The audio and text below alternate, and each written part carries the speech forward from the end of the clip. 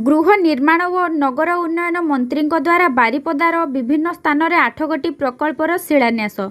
शुक्रवार दिन प्राय 12टार गृह निर्माण और नगर उन्नयन तथा साधारण उद्योग मंत्री डॉक्टर कृष्णचंद्र महापात्र करकमल बारिपदा सहर में 8 गोटी प्रकल्पर शिलान्यास होईछि।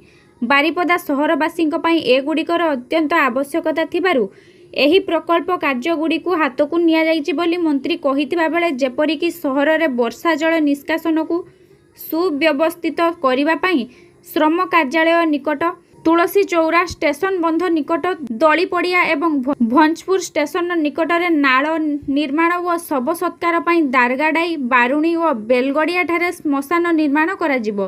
10 कोटी 50 लाख रु ऊर्ध्व मूल्यर एही 8 गोटी प्रकल्पर आज शिलान्यास करा जायछि।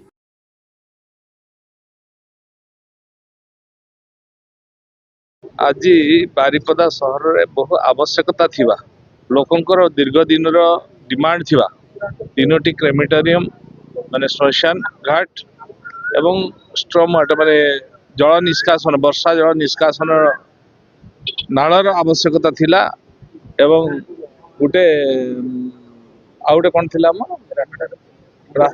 3टा क्रेमेटोरियम आउ 5टी वर्षा जल निष्कासन ड्रेन आवश्यकता थिला ताकू आमे आज आरंभ करिछु।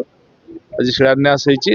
टोटाली 10 कोटी 53 लाख टंकार आकलन थिला ताकू आमे प्रथम सैंक्शन करथिलु। एवडा दीर्घ दिन अवश्य लेट हे गलानी आमे प्रथमे आसिला पर आको आगे सैंक्शन करथिलु। तेणु ये आज शुभ उद्घाटन हैला। ये कार्य तुरंत आरंभ होबो। पुणी आगु को आहुरी बहु प्रकल्प बारिपदा शहर रे हवा को जाउछि। से मध्ये खूब जल्दी होबो। ये आज शुभ मुहूर्त रे आज शुभ उद्घाटन है।